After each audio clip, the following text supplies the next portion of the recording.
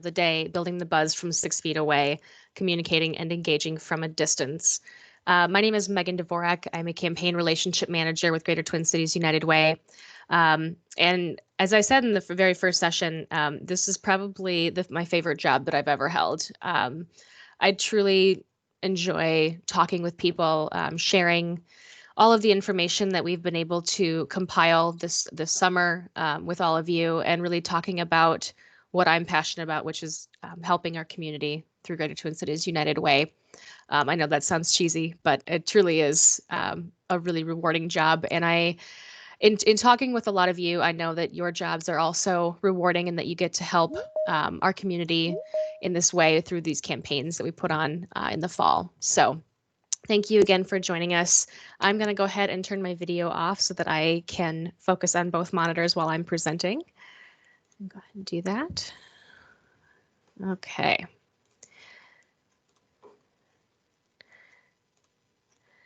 On the screen, you'll see the agenda for session 3. We're going to go through some of the logistics and housekeeping, our session goals, and what your current communication culture is at your companies.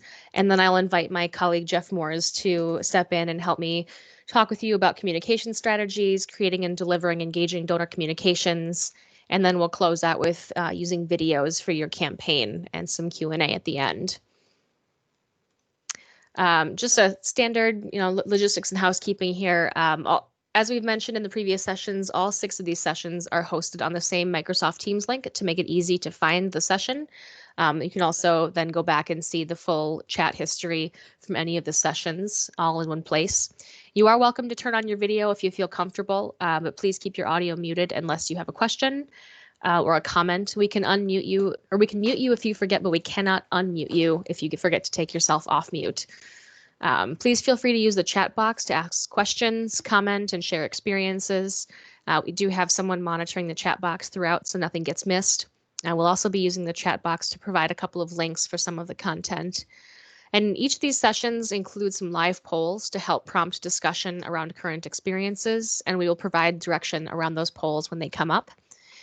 There will be time at the end for some group discussion and questions, but if you do have any questions during the session, please don't hesitate to ask them. Feel free to take yourself off mute, use the chat box, etc. Our goals for this session are to equip you with the knowledge and tools for effective and engaging communication, provide resources and content to support your digital campaign communications. Pretty straightforward, but that is our goal for this session. So keep that in mind as we go through all of this information. And if you do have questions, again, let us know. So I'm going to go ahead and kick it off with some interactive poll questions. So if you would please go to pollev.com/GTCUW campaigns, and I'll have that link dropped in the chat box there. We want to hear from you. How are you communicating with your coworkers right now? Are you using video conferences like this? Are you using mostly phone calls or conference calls, or are you actually having in-person meetings? I know a few companies that are working on site are having some of those in-person meetings, with social distancing or masks. We'd like to hear from you about what your experiences are. So we'll give just about 30 seconds to get those poll results in. You can see in the bottom right-hand corner as those results start to climb.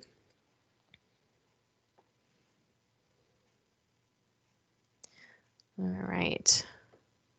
Looks like we'll keep going. There we go. About stabilized. And so let's check out those results. Most of you are communicating via video conference, like Zoom, Teams, WebEx, things like that. Phone calls or conference calls, and then a few of you have some in-person meetings. There's a hand raise function in Teams. It's up on that bar with like the chat box and everything. I encourage you to raise your hand, your virtual hand right now, if this year is the first year you've really done video conferencing with like Zoom or Teams or WebEx. Okay, you and me both. We rolled out Teams last year, and I was so resistant to that technology because I don't like change. But I was very resistant. And then this year, Teams is now my new favorite way to communicate with people, although we do have Zoom, WebEx, and things like that as well. All right.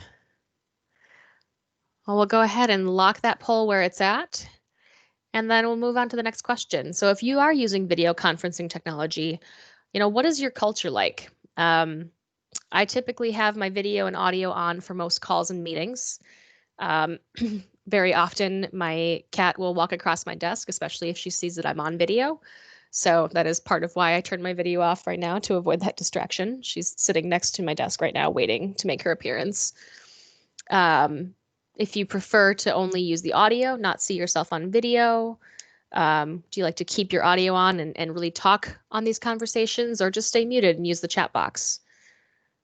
Or do you prefer in-person meetings to all of this? I can honestly say that I do prefer in-person meetings as a whole, but not so much this year. I do prefer the video calls over conference calls personally. Give that about 10, 15 more seconds.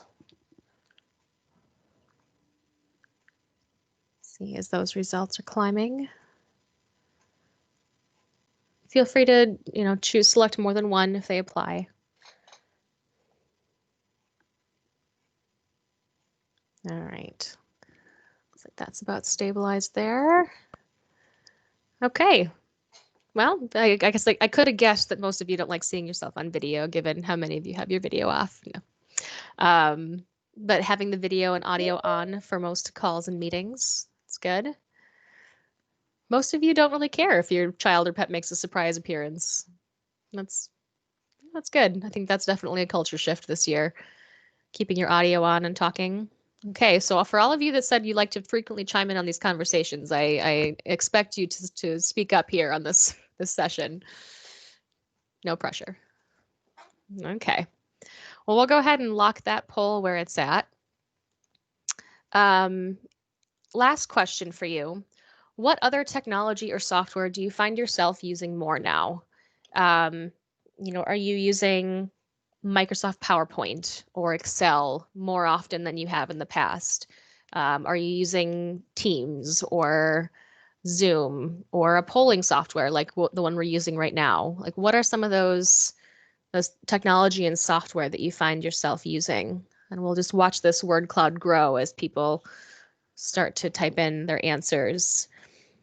I will note that if you type in 2 words, it will very often split those words. So if you're going to try to say it in 1 word, or if it's 2 words, then just smush them together without a space.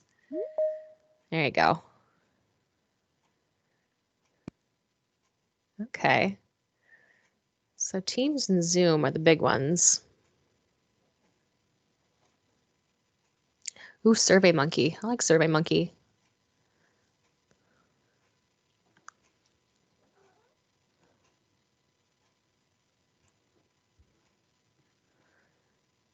Interoffice messaging.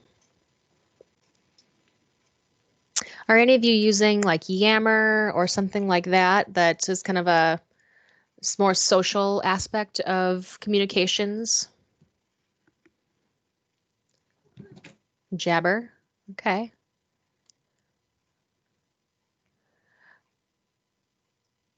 Before this year, I never really considered myself a very technologically savvy, and now here I am leading these WebEx or these Teams presentations on technology, which just shows that change with the times.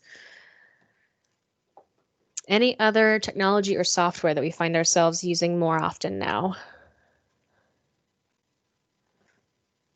Looks like Zoom and Teams are the biggest ones, the most popular.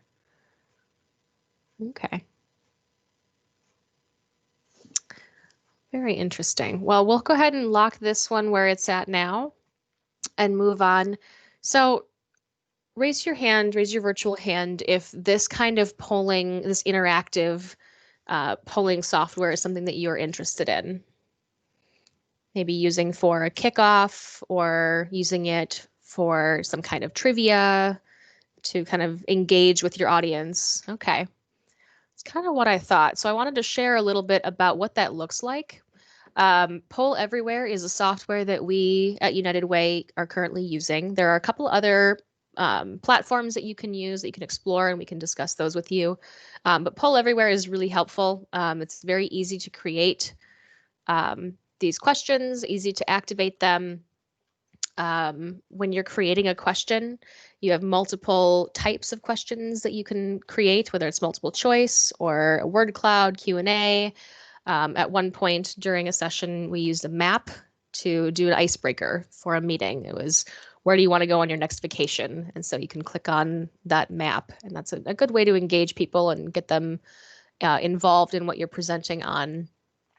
It's also very easy to manage from a presenter standpoint. So creating the polls themselves, and then actually, if you go into this full screen right here, you can present directly from the website.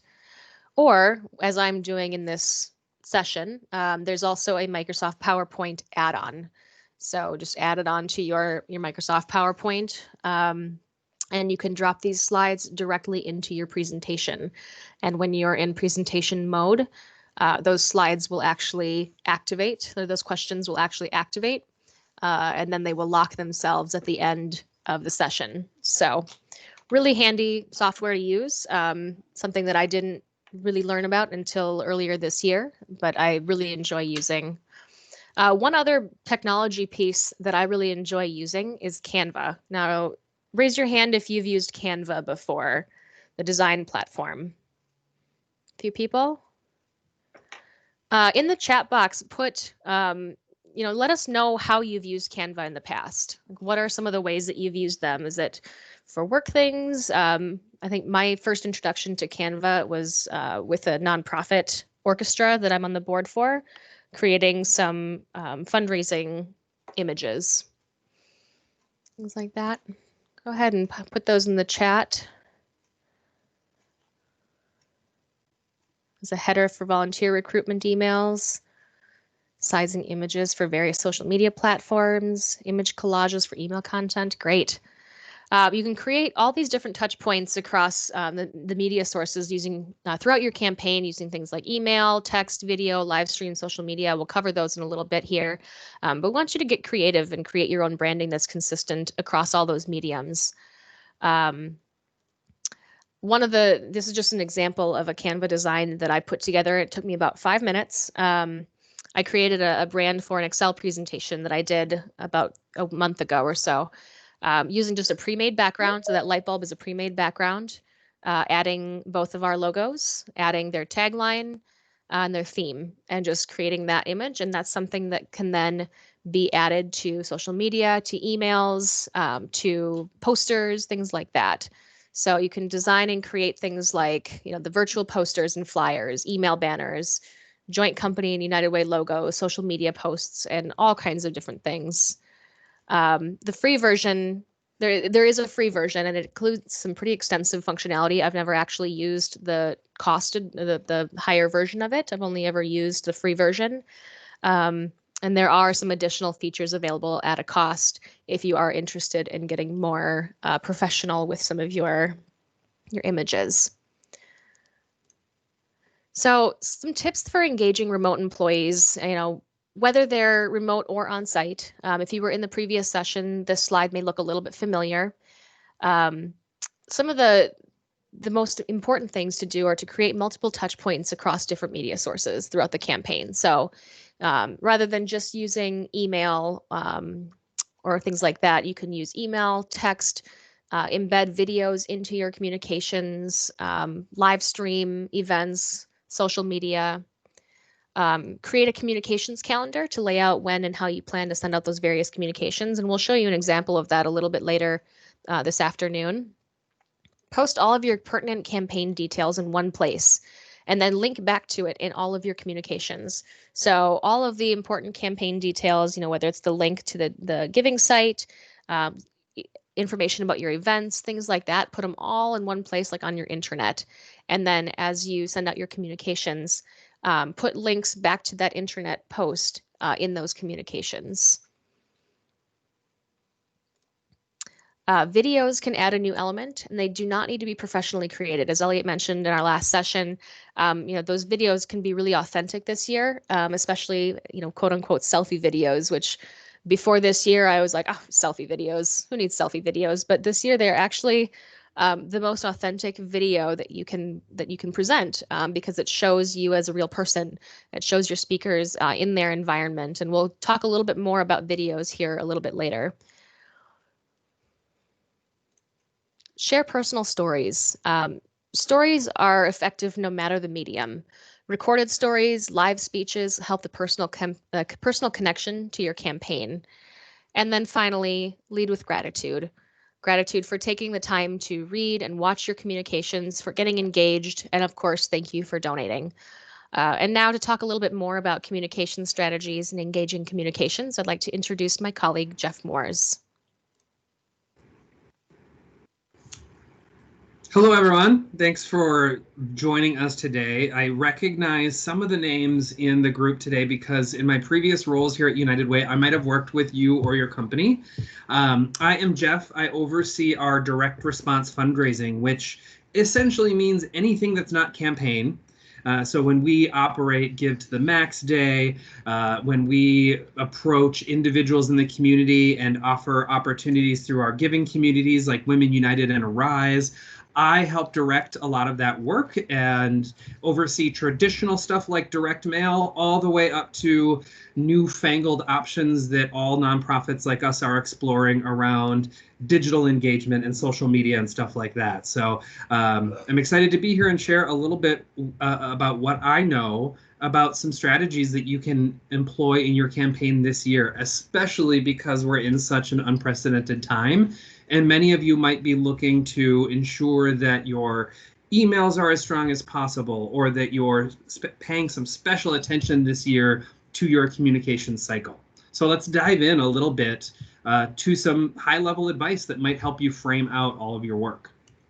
One thing that I always recommend is that campaign ambassadors and folks like you who are deeply involved in making sure your company lives its values, is that you take a traditional approach that we call the donor life cycle. And you might have heard of the donor life cycle in the past. And let's bring up that visualization, Megan, if you can. The donor life cycle is not a huge mystery. If you Google donor life cycle, you'll see versions like this that are simple and have 3 points. You'll see versions that have 5, 6, 7, 8, 9 points. I wanted to come to you today with a very simplistic version that can help you take a quick glance at whatever you have planned and make sure that you're following some good standards. And here's essentially what this image means. Within the life cycle of any donor, which is you, your colleagues, your leaders at your organization that you're trying to get involved in your campaign, you want to be aware of how you are treating them based on this timeline. So let's assume that someone gave a gift last year in 2019. Well, before you approach them in 2020, you want to make sure that you've thanked them. Now, in most cases, your company or you would have created some thank you messaging that went out after your campaign last year. Well, here's a simple trick. It's okay to thank people again in 2020 before you start asking them for money. So in this case, we recommend a simple kickoff message. Let's say that you are sending out your initial email, getting people ready for the campaign season. Use thank you messaging as that first initial outreach. Remind people that last year's efforts created a certain impact. So remind people and take that opportunity to find some details. Did you all achieve a certain goal in 2019? Did you surpass certain benchmarks? Or rely on your relationship managers here at United Way to help you translate that, because we can really take the total campaign amount that your company contributed, and we can help you translate that into some real world impact. So thank people and tell them what they created. You can do this whether or not someone was at your company last year. If I was new to your company and I received a message saying, hey, here's everything that we did as a company last year, I would instantly know that's why I should get involved too. So that thank you messaging can go a long way toward honoring someone's gift, honoring their volunteer role or the time that they put into your campaign on the back end, and spend time with gratitude. There's one extra step in addition to thanking people that we recommend before you ask for money. So you want to thank people, and then you want to spend at least one email message or one video message cultivating that next gift. And this is your chance to educate people. We want you to take the opportunity to connect the dots, remind people why your company gives. Remind people what your company values are and how your employee giving campaign connects to that. Remind your colleagues that this is an opportunity to not only work together, but to learn more about what your company sees as valuable in the community and why your company cares about certain issues. This is a great opportunity rather than talking about what you did last year and the successes you might have had in the community. This is an opportunity to educate. So if you've got existing blog articles, intranet content, etc., that can remind people and educate people about your CEO and his or her values, or investments that your company has made, grant making that your company has rolled out in the past year, or general FAQs about United Way and the work we do. The world is really your oyster here in this cultivation phase. And the call to action is not yet to give. The call to action instead is to simply learn more. So as we approach our campaign in a few days, here are some ways to learn about how you can give back and connect that as much as possible to your own company's values and goals in those spaces. After you've thanked, after you've cultivated and given people an opportunity to learn more, then they are prepared to be asked to give money. Solicitation emails don't have to be as dry as, okay, it's time to give, and we expect all of you to give, so give now. Take some of the content or statistics that you shared in the thank you email and in the cultivation email. Remind people that, hey, we have a goal this year to grow our campaign by 5%, or we want more people to participate than ever before. We want to continue the momentum from last year and do even better this year. We're doing this because our company cares about XYZ, and we shared with you in a previous email, here's some great information to read if you haven't. This is why we need you to give and participate in the best ways that you see fit for yourself. So we ask you to log in, make a donation today through our employee giving platform. That would be your solicitation, where it kind of pulls in and reminds people of what they saw in the thank you email and the cultivation email. And this way, the cultivation doesn't come as a surprise. People expect it. And if they didn't have a chance to open the thank you email or the cultivation email, the solicitation email should trigger them to know that, oh, here's another resource I can look to. Or it sounds like they sent me something before, and I should go and look for that if I haven't already read it. So this simple approach is a good way if you are worried about how to sequence your communications and what approach to take in advance of your campaign. And I think on the next slide, Megan, tell me if I'm wrong, we've got an example calendar. That'll come just, one more sure. slide after. Oh, sure. Yeah. So diving into a little bit deeper into engaging in effective donor communication, like as Jeff said, always lead with a thank you. That is the number one thing to remember as you're communicating with your employees. Jumping right into that donation ask doesn't really work all that well. You need to show them why they should care and get involved or give. You want to use you language. Jeff, do you know examples of you language? So like you made this possible or things like that? Yeah, exactly. It can be especially important in the corporate realm that you create a balance of highlighting individuals.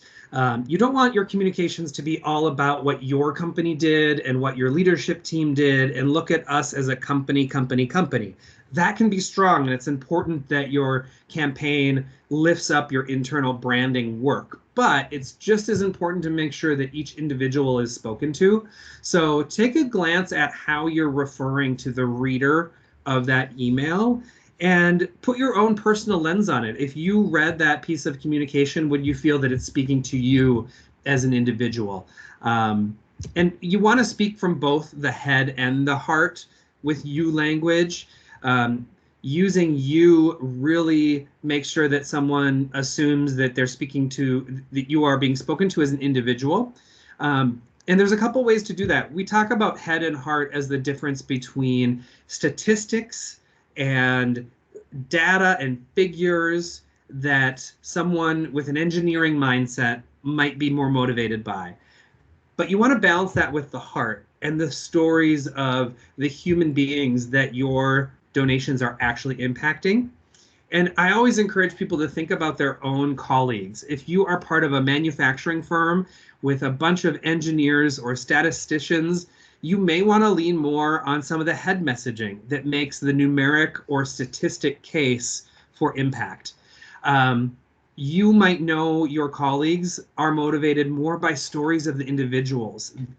A hint of that might be if your employees always feel more motivated to do more after volunteer opportunities. If they really love seeing in action change happening in a community, your audience might be better for some heart messaging, but we always recommend a blend of the two. Thank you. Now, you mentioned a call to action in donor communications. Like, what can that look like? I know you mentioned a couple of things. Sure. So it's important that you don't have more than one call to action in an email. You don't want to confuse people. And take a look the next time you're in your Gmail inbox, that if, like mine, is just my personal email is flooded with advertisements and calls to action from consumer brands, because that's just where everything lands in my life, is in that inbox. You'll notice that those companies want you to do one thing. You can take that same approach and apply it to your campaign. So basing that, or going back to the donor life cycle, if you're cultivating your audience and you want to get them to learn more, make sure that that's the call to action. Click one of the articles below to learn more. And that's it. That is your call to action. Don't also try to get them to browse the intranet for all the volunteer opportunities coming up. Don't also ask them to log in for the first time and make their gift. If you find yourself cluttering too many calls to action in one communication, consider splitting them out. And you really will have better success and more people following what you've asked them to do if you make it as clear as possible. And obviously, when you get to that solicitation phase and you're asking for the donation, then just ask for them to log in and make your contribution, or log in and determine what you want your impact to be this year.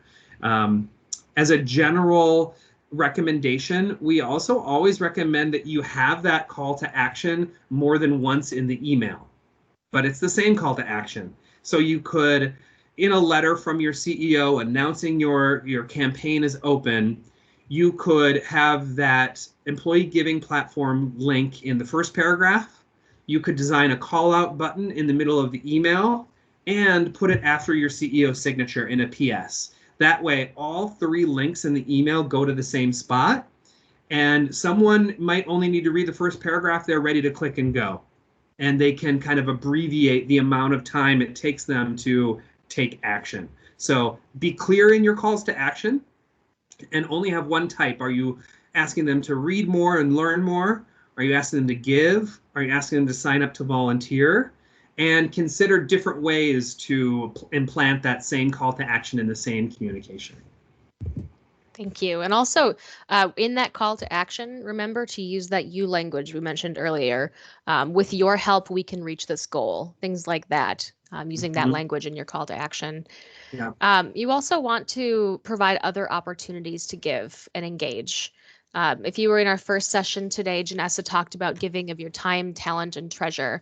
One of your employees might not be able to give financially this year, so it's important to provide those other ways for them to engage, Mhm. such as through volunteer opportunities, educational opportunities, things like that.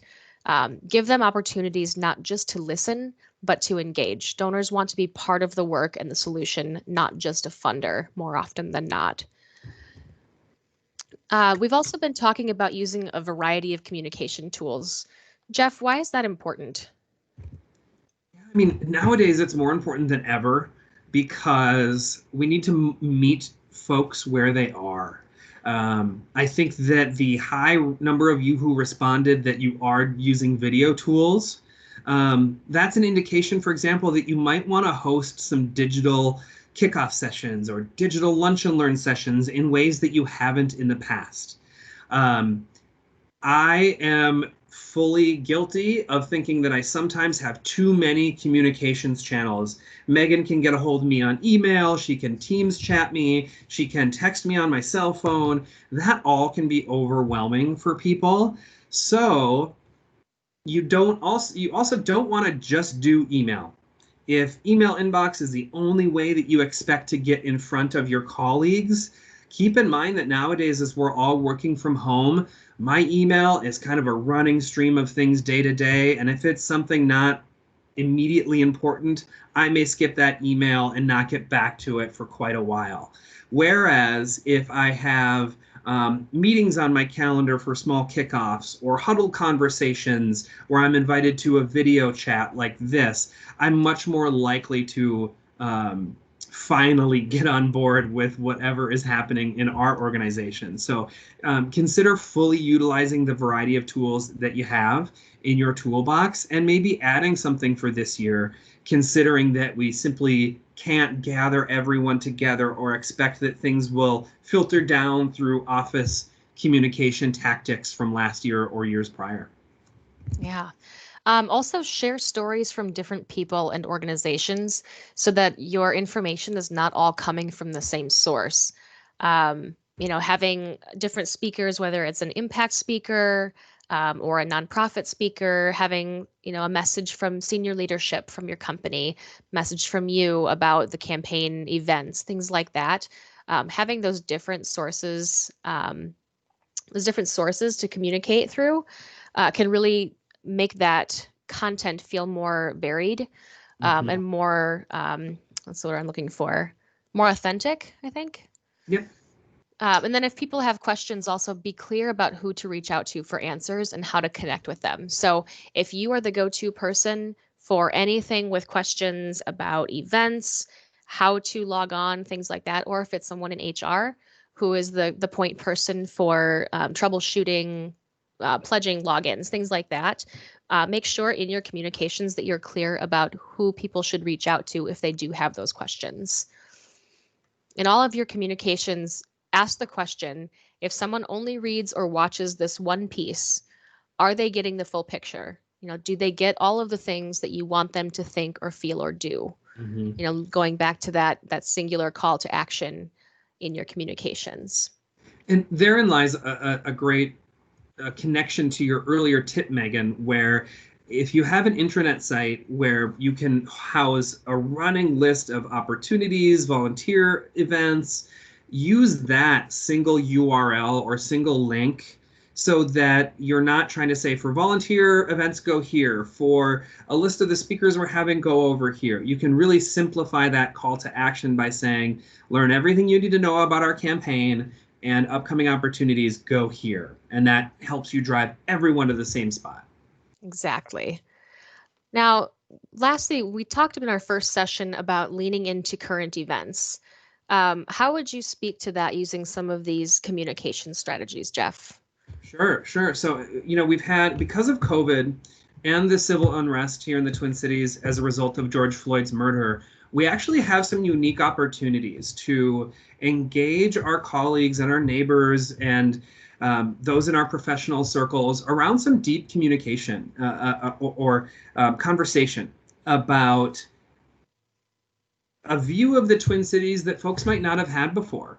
A lot of us might not have realized the amount of hunger and food support that is necessary. Folks might not have understood how differently populations of color and communities of color are living in urban centers compared to where your company or where your family is located. And while it can be slightly uncomfortable or anxiety producing to think about navigating conversations like that with your colleagues, here's my advice is ask people to reflect. Ask your colleagues in learning sessions or in digital communications to reflect on how they view their community differently than they did a year ago. How has their perception changed? Are they more aware now of certain issues, or are they more curious about how nonprofit solutions can help a community recover from things like COVID or civil unrest? And what I have found and what we found at United Way for us internally is sometimes just asking those open-ended questions really sparks a lot of insightful conversation. And you might be able to help lead your colleagues to nonprofit causes they weren't aware of. And you might be able to drive some energy. Here's what's important from our perspective at United Way. It can be difficult sometimes year over year for us to really show how money now and volunteer hours now make a truly immediate impact in the community. You can ask Megan and others for more details from us. But for example, we really did rally in the months of March, April, May, June, and July to raise millions of dollars for immediate COVID relief and to help businesses recover that were affected by unrest in multiple communities in the Twin Cities. And now our goal is to make sure people know that not only can we do that work in the immediate term, but our long-term grant making that relies on contributions from generous folks like you is designed to be that long-term recovery mechanism. Our long-term grants exist because we know what nonprofits need, how best they can serve the populations that they cater to, and we're always looking at the broader landscape in terms of what's most efficient, how can nonprofits work together, how can the city and state and federal government lean in as well through advocacy. So now is a really unique time to lean on people's increased attention to issues like COVID or institutional racism and other factors, and ask them to reflect on how they see their community differently. And is that enough perhaps for them to reconsider how they give back to their community? In a lot of cases, we are seeing people hungry to understand how they can make an immediate impact. And your employee giving campaigns and the work you're doing today is a pathway for a lot of people in our community to feel like they're making a difference. So don't be shy about owning the idea that you directly, all of you on this call, are actually creating opportunities for folks to feel better engaged and more impactful, to really feel like they're not isolated. They're not just working from home. They're not just figuring out how to educate their kids and how to not go crazy as we all continue working from home, but you are a pathway for them to feel more involved, as is your company and the campaigns that you're working on now. So there's obviously individual considerations with all of your companies, but lean into that, the current times, and utilize that conversation. Yes, thank you so much, Jeff. Now, we mentioned earlier laying out a communications calendar. So now that you have all this content, ready to build, let's talk about when to put it out there. Raise your virtual hand if you have a campaign running in September, beginning of September, or anytime during September. Few people? Okay. Um, once you put your hands down, raise your hand if you have a campaign running in October. A few more of you. Okay. So this next calendar that we're going to show you is for a campaign that's running a single week in the end of September. Um, so Jeff, do you want to talk through a couple of these pieces here? Sure, sure. So this is a representation of the donor life cycle applied to a campaign. And what you'll notice is that this is a pretty light approach. You might be used to campaigns that feature many more emails than this, but what we recommend is that you plan ahead, get that thank you email out a couple of weeks in advance, and that gives you time to customize one or two cultivation emails. And you'll notice what Megan has built in here is some options. So if you have time for two cultivation emails, fantastic. You might have one cultivation email that's mostly resources and links to learn more about stories. And then maybe your second cultivation email is a direct message from one of your leaders, or even a video message, which I know Megan will talk about in a moment. That way, you're mixing up the type of media that you're presenting to people, and you're giving them different options to engage. It's not just reading an email, you're giving them something much more engaging. Then, when you get into your actual campaign week, that's when you can go ahead and use your strong solicitation messaging. And of course, you want to wrap up your campaign after your final deadline has hit the mark. Then you want to immediately send out a thank you email. I always encourage you to send out that thank you message as soon as possible, even if you're still compiling data. It's okay to tell people we will reach out again in 1 week with full details on all the impact we created. Give us a few days to crunch those numbers, but we wanted to thank you right away. That is absolutely okay. People will always accept and be grateful for a quick thank you message, even if it doesn't have all the numbers and data that they might have imagined. So consider that to be the best practice. Send a thank you email quickly and follow up. This at a glance calendar could be made more robust or more simple based on the amount of time you have to dedicate to your campaign, the number of colleagues you're working with, etc. Perfect. Thank you. We also have lots of stories and videos. We'll put a link in the chat box, or we'll send this out with when we send out these slides to all of you. There's a link to our YouTube page. We have so many stories that are via video about some of the current events, how our nonprofit partners are responding. Those can be really easily added to your cultivation email. It's an easy way for you to not even have to really create that content. You can just share the content that we've already put together for you. So talk to your relationship managers, your contacts at United Way about what resources we can provide for you for these messages.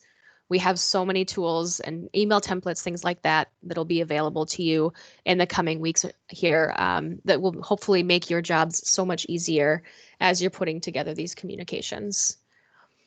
Now, Jeff mentioned videos, and this is kind of our final piece of the puzzle. So using video for your campaign. Our multimedia designer, Bud, wasn't able to join us this afternoon, so you get to listen to me talk just a little bit more. He did share some great information with me that I'll do my best to share with you. Um, Number one, videos can help increase that energy and participation. I mentioned earlier that the biggest challenge that we are facing this year is how to keep that energy up when you're not in person. And videos are a really great way to do that. They can help synthesize a complex story, showing people and places in the context of their stories. You'll be able to see and hear the speaker in their element rather than in yours. So instead of having a speaker that's coming into your building and talking to you in your element, you'll actually see them either in their own homes where they're more comfortable, or if you're talking or hearing from a nonprofit partner, you might be able to hear them and see them in a video where they're actually at their site. where they serve people in the community. This is really important because especially videos that are shot in your home, they feel more authentic this year. I mentioned on a previous session, selfie videos are really more authentic this year than ever. We used to make fun of them as, things that the kids do, but really the selfie videos are what make us feel connected to each other this year.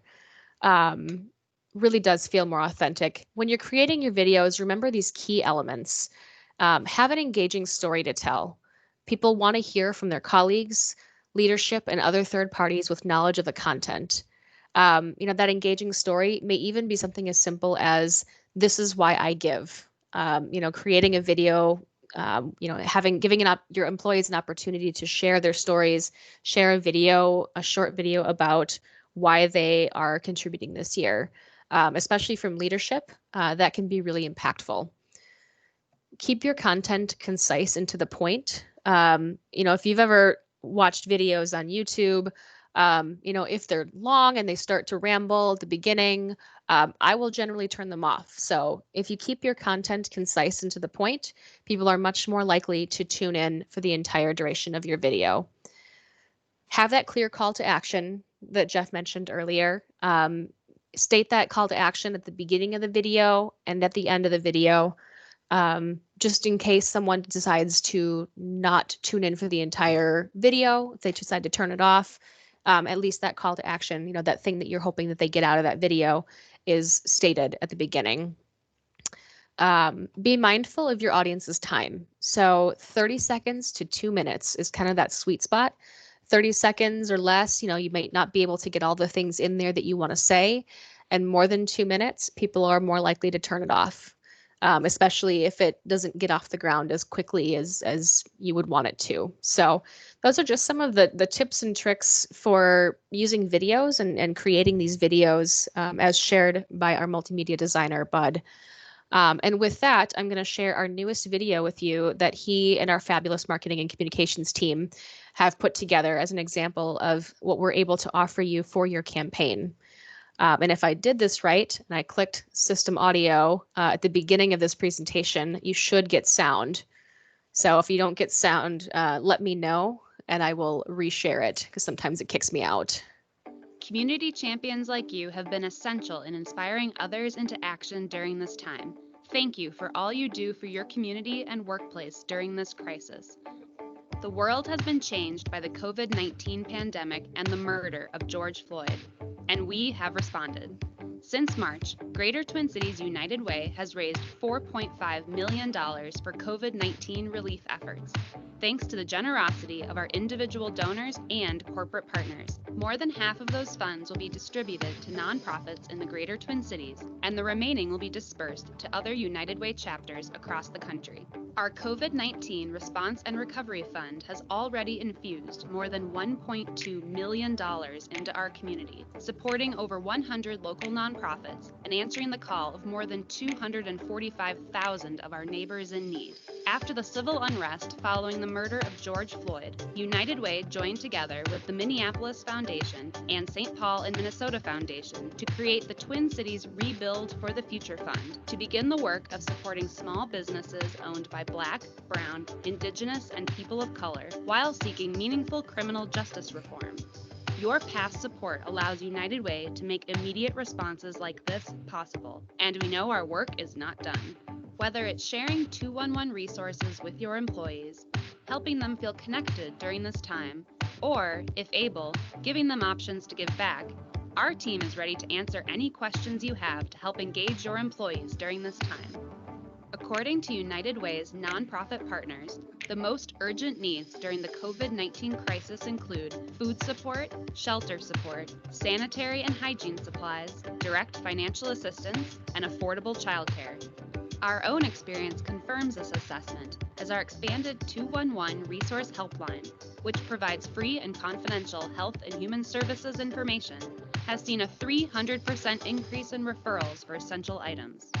After the civil unrest that impacted East Lake Street, North Minneapolis, and the St. Paul Midway area, we were able to respond with an essential supply drive and, more significantly, engage trusted community partners to award funding. While your employees may be looking to engage and support our community, we understand many are impacted themselves. Some may be directly impacted by family and friends with COVID-19.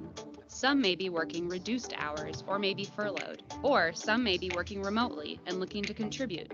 United Way is here to provide you with resources and ideas to help you engage employees around getting and giving help during COVID-19 and its aftermath. You are uniquely positioned to help people in the greater Twin Cities impacted by COVID-19 now and in the foreseeable future. We thank you again for all you have done, and we know we can rely on you to continue answering the call of our neighbors in need.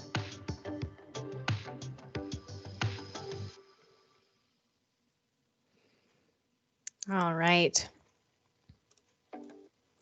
Now, that I recognize that video may have been a little bit choppy for some of you. It really depends on the internet connection that you guys have.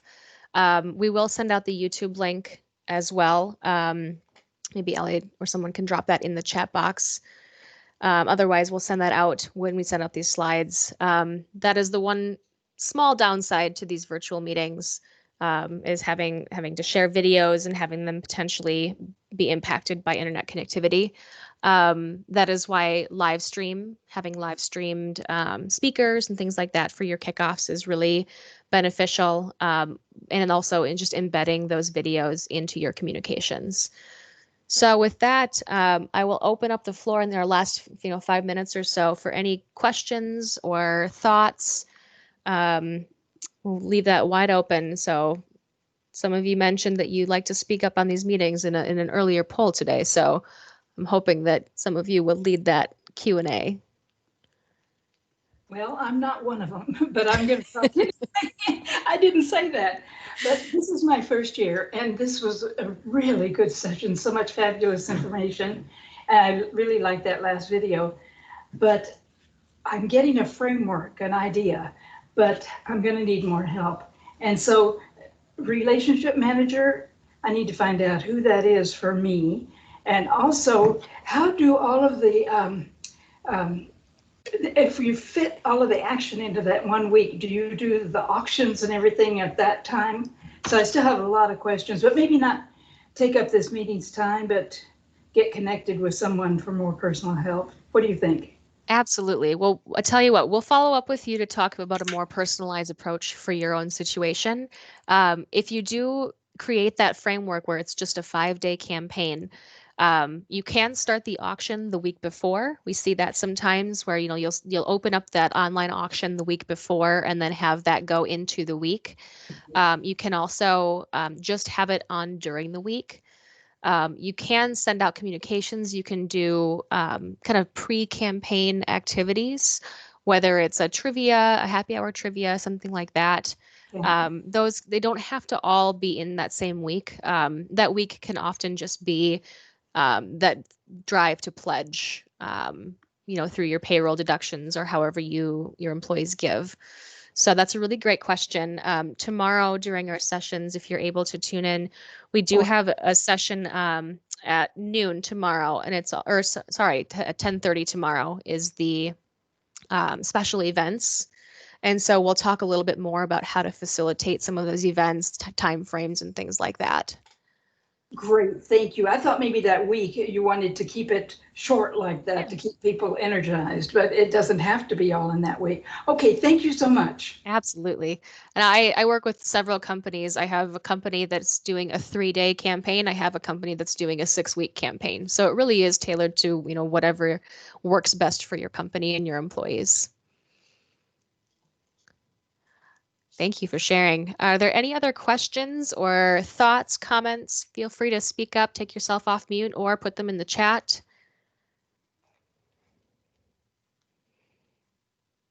The YouTube channel is very helpful, and we will include that link. The YouTube channel has a multitude of videos that we can share with you, and they are kind of categorized by things like this, where it's just really about United Way, news and stories broken down by education and jobs or food and housing security.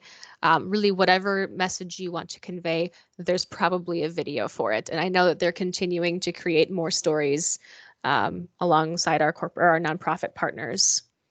Hi, this is Stephanie. I just want to say that the presentation on the communication strategies with the thanking pledgers, the cultivate, and the solicit were extremely helpful. I've done this campaign for many years, and I've never put it kind of in that kind of framework. And I thought the detail and just the strategy of it was extremely helpful, and I think it'll be effective. Great. Well, thank you so much for sharing that. I appreciate it. It's hard, when you, especially if you do this a lot, or if you've done this for many years, you kind of know a lot of these things, but to actually have them spelled out and put them in front of you, especially this year as things are so different, can be really helpful. So thanks for sharing that. Anything else before we close it out here?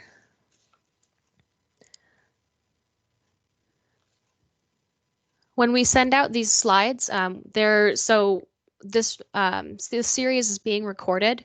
So all of these recordings will be available if you have colleagues that couldn't make it, or people that you think would benefit from hearing from some of this content. Those recordings will be made available. We will also send out the slide deck for you, along with all of our contact information. So if you're not sure who you should be communicating with at United Way, feel free to reach out to any of us and we'll connect you to that person who will be able to talk through some of these strategies with you.